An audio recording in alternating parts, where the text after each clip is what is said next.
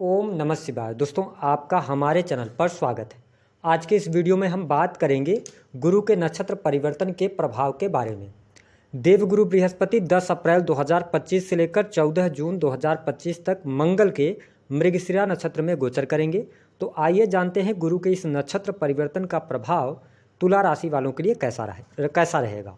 देवगुरु बृहस्पति को ज्ञान, धर्म, शिक्षा, संतान, संतान का सुख, धन वृद्धि, स्त्रियों के संपूर्ण वैवाहिक जीवन की जिम्मेदारी बृहस्पति ग्रह के पास होती है। बृहस्पति को किस्मत का कारक ग्रह कहा जाता है। वही जब हम बात करते हैं मृगशिरा नक्षत्र की, तो यह मंगल का नक्षत्र होता है। इस नक्षत्र में मेहनत, कला, चंचलता, कुछ अधिक जानने की इच्छा यानी कि जिज्ञासा, सुख, दृढ़ता, संयम और भौतिकता का समावेश इस नक्षत्र के अंतर्गत होता है। तो तुला राशि वालों, आइए जानते हैं गुरु का नक्षत्र परिवर्तन आपके लिए क्या कुछ लेकर आने वाला है। हालांकि गुरु 14 मई 2025 तक ही वृषभ राशि में रहेंगे, उसके बाद ये मिथुन राशि में प्रवेश कर जाएंगे। ऐसे में ये कहा जा सकता है कि गुरु आपको वृषभ और मिथुन राशि के अनुसार भी प्रभाव देंगे। तो तुला राशि वालों, वर्तमान समय में गुरु का जो गोचर हो रहा है वह आपकी राशि से अष्टम भाव में गोचर कर रहे हैं। गुरु आपके तीसरे और छठे भाव के स्वामी होकर आपके अष्टम भाव में गोचर कर रहे हैं। जब ये मंगल के नक्षत्र में जाएंगे तो निस्संदेह जो लोग अपना बिजनेस व्यापार कर रहे हैं उनके लिए समय बहुत अच्छा रहेगा।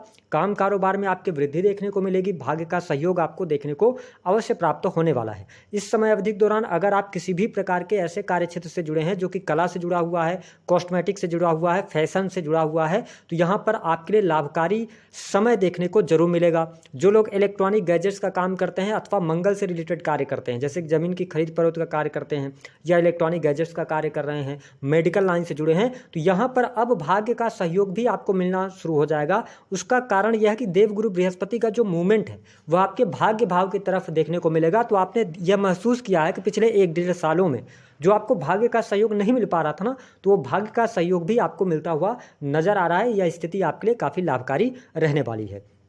इसके साथ देखेंगे देवगुरु बृहस्पति अष्टम भाव में हैं, तो जो लोग रिसर्च से जुड़ा हुआ काम करते हैं, अकल्ट, एस्ट्रोलॉजी, ज्योतिष, तंत्र मंत्र आदि का कार्य करते हैं, उनके लिए भी अच्छा टाइम कहा जा सकता है। जो लोग किसी भी प्रकार के सेक्रेटिव जॉब में हैं, है ना, तो आपके लिए यहाँ पर समय बहुत अच्छा है। सेना, पुलिस, आर्मी से रिलेटेड जातकों को भी आउट ऑफ टर्न प्रमोशन मिल सकता है। ऐसी भी स्थिति बनेगी। कार्य क्षेत्र में आपका दबदबा रहेगा।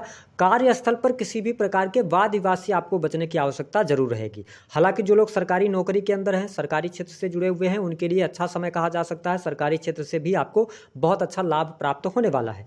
तुला राशि वालों, यदि आप पहले से नौकरी में हैं, प्राइवेट सेक्टर में हैं, आप नौकरी चेंज करना चाहते हैं, परिवर्तन करना चाहते हैं, तो आप थोड़ा पेशेंस रखिएगा, क्योंकि मंगल की दृष्टि आपके लगन पर है। तो ध्यान रखिएगा कि यहाँ पर जब देवगुरु बृहस्पति मंगल के नक्षत्र में जा रहे हैं तो इमीडिएट या तुरंत कोई डिसीजन आप लेंगे तो वो डिसीजन आपके लिए अभी सही नहीं जाएंगे। तो आप जब देवगुरु बृहस्पति यानी कि 14 मई के बाद डिसीजन लेंगे अगर परिवर्तन की तरफ, तो अच्छा रहेगा। यानी 2 पार्ट में यह डिवाइड होगा। पहले पार्ट में 14 मई तक आप बिल्कुल भी कोई डिसीजन अपने नौकरी में चेंज करने के बारे में ना सोचें। 14 मई के बाद आप चेंज करने के बारे में सोच सकते हैं, उसमें आपको सफलता प्राप्त हो सकती है। वही स्टूडेंट विद्यार्थियों के लिए यह समय सामान्य कहा जा सकता है। देखिए, देवगुरु बृहस्पति की जो दृष्टि का प्रभाव है वह आपके 12वें भाव पर पड़ रही है।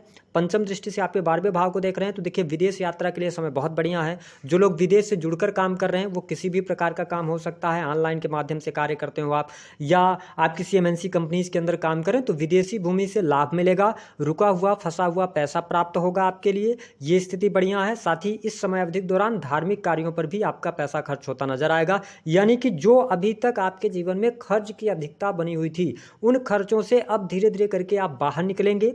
साथ ही खर्च जहां पर भी होंगे वो सही जगहों पर खर्च होने वाले हैं। साथ ही आप देखें कि मार्स किसको रिप्रेजेंट करते हैं? इलेक्ट्रिकल चीज़ों को रिप्रेजेंट करते हैं। गुरुदेव बृहस्पति सेकंड हाउस को आपके देख रहे हैं 7वीं दृष्टि से। तो देखिए, आपकी वाणी बहुत अच्छी रहेगी। इस समय अवधि के दौरान आपके कुटुंब परिवार की स्थिति बढ़िया दिखाई दे रही है।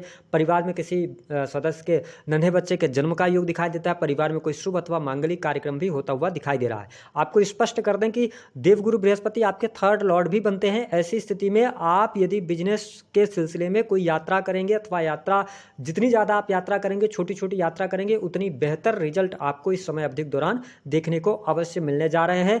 बैंक बैलेंस बढ़ेगा, ठीक है, और साथ ही आप देखेंगे कि सुख सुविधा पर पैसा आप खर्च करेंगे, यानी कि इस समय अवधि के दौरान वाहन लेने का योग बनता है। मकान भूमि से संबंधित रुके हुए कार्य आपके बन सकते हैं। अगर आपकी पॉकेट अलाउ कर रही है तो देखिए देवगुरु बृहस्पति मंगल के नक्षत्र में जा रहे हैं, तो इस समय अवधि के दौरान आप जमीन में इन्वेस्टमेंट कर सकते हैं, जमीन से आपको लाभ मिल जाएगा। जो लोग वाहन परचेज करना चाहते हैं उनके लिए अच्छा है।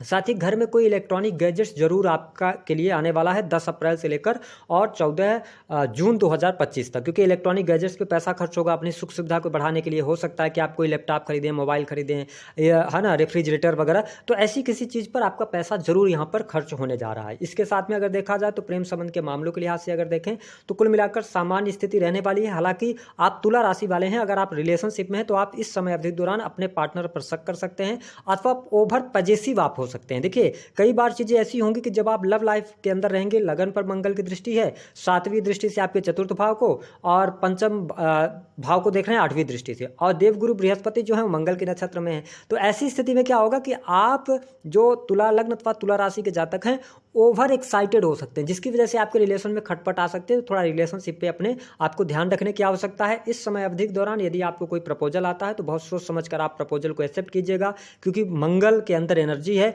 वही जो आपके राशि के स्वामी हैं वो शुक्र हैं, वो उच्च के होकर गोचर करेंगे, तो ध्यान आपको रखने की आवश्यकता रहेगी। मैरिटल लाइफ की जब हम बात करते हैं कि आपके लिए वैवाहिक जीवन की स्थिति क्या रहेगी, देखिए सप्तम भाव के स्वामी भी मंगल बनते हैं और देवगुरु बृहस्पति मंगल के ही नक्षत्र में है, तो आपका 7th हाउस भी एक्टिवेट होगा, तो बिजनेस व्यापार से सफलता मिलेगी, मान सम्मान आपका बढ़ेगा, ठीक है, रुपया पैसा आप अच्छा कमाएंगे। लेकिन प्रॉब्लम यहाँ पे क्या होगी, मैरिटल लाइफ में दिक्कत आएगी, क्योंकि मैरिटल लाइफ में स्टम मैरिटल अफेयर होने का योग, या मैरिटल लाइफ में जीवन साथी के स्वास्थ्य को लेकर चिंताएं बनेगी। हालांकि आपको स्पष्ट कर दें कि जो यह समय है विशेष तौर पर 15 मई तक आपके मैरिज लाइफ में ज़्यादा उठापटक की स्थिति देखने को मिल सकती है। ईगो की वजह से लड़ाई झगड़े वाद विवाद की स्थितियां हो सकती हैं, या आपकी दशाएं बहुत खराब चल रही होंगी तो डाइवोर्स जैसी परिस्थितियां बनेंगी। बट क्या ये कंटिन्यूअस चलेंगी? बिल्कुल नहीं चलेंगी, थोड़ा पेशेंस रखिएगा, क्योंकि देवगुरु बृहस्पति मूवमेंट कर रहे हैं आपके 9th हाउस की तरफ, तो आपको कहीं ना कहीं से भाग्य का सहयोग मिलेगा, तो थोड़ा पेशेंस रखिएगा। मैरिटल लाइफ में चीज़ों को भी इग्नोर करके चलेंगे, कोई बड़ा डिसीजन नहीं लेंगे तो अच्छा रहेगा। हालांकि संतान की स्थिति की बात करते हैं तो बेहतर है, जो लोग कॉम्पिटेटिव एग्जाम वगैरह देना चाहते हैं उनके लिए अच्छा है, पढ़ाई लिखाई के लिए अच्छा समय रहने वाला है। शत्रु संबंधित समस्याएं आपकी समाप्त होने जा रही हैं, चीज़ें आपके लिए अनुकूल होती नजर आएंगी। हाँ, तुला राशि वालों ये चीज़ जरूर ध्यान रखें कि अपने स्वास्थ्य का आपको ध्यान बनाए रखने की आवश्यकता है 15 मई 2025 तक, क्योंकि आप बहुत ज़्यादा एक्साइटेड हो सकते हैं, एनर्जी लेवल आपका अच्छा रहेगा, लेकिन आप कई बार ऐसी चीज़ें करेंगे जैसे गाड़ी वाहन चला रहे हैं तेज गति में ना चलाएं, है ना, गुस्से क्रोध एंगर से बचें, क्योंकि यहाँ पर बीपी वगैरह की समस्या आपके सामने निकल कर आ सकती है। और अपने खान पान को आपको नियंत्रित करना पड़ेगा, आपको पेट से रिलेटेड प्रॉब्लम हो सकती है। धन के मामले की अगर हम बात करते हैं तो आपके बिजनेस व्यापार से आप अच्छा खासा धन लाभ कमाएंगे। जो लोग सोशल वर्क करते हैं अथवा सोशल मीडिया से जुड़े हुए हैं उनके लिए लाभ मिलेगा। जो लोग एजुकेशन की फील्ड के अंदर हैं, रिसर्च के फील्ड में हैं, या बैंकिंग सेक्टर के अंदर कार्य कर रहे हैं, फिनांस का कोई भी सेक्टर हो गया, तो इन सभी सेक्टर से आपको बहुत अच्छे बेनिफिट मिलेंगे। देखिए यहाँ पर यह जो गोचर हो रहा है ना देवगुरु बृहस्पति का मृगशिरा नक्षत्र में, तो आप देखेंगे कि इस समय अवधि के दौरान थोड़ी सी ना आपकी जो हम 6th सेंस कहें वो जागृत होगी। आपके साथ में अगर कुछ बुरा होने वाला है तो उसके बारे में पहले से आपको आभास होगा। दूसरी चीज क्या होगी कि आप इस टाइम फ्रेम के दौरान ना अब आपके अंदर एनर्जी लेवल आएगा, आप अपने फ्यूचर के बारे में प्लान कर पाएंगे, क्योंकि पिछले 1-1.5 साल से आप लगातार स्टक चल रहे थे। लेकिन अब प्लान करेंगे क्या चीजें आपके लिए सही होनी चाहिए, इनकम आप सोर्सेस कैसे बढ़ाए जाने चाहिए, कहां कहां से पैसा कमाया जा सकता है, इस तरीके की सोच आपकी यहां पर रहने वाली है। मैं आपको बता दूं कि जो लोग कला के फील्ड से हैं उनके लिए बहुत अच्छा समय रहेगा। जो लोग सेना पुलिस आर्मी से जुड़े हुए हैं, किसी भी प्रकार के कंसल्टेंसी का काम करते हैं, धर्म का काम करते हैं, तो यह समय जो है तुला राशि वालों के लिए गुरु का है जो नक्षत्र परिवर्तन है हर लिहाज से हर प्रकार से अच्छा कहा जा सकता है।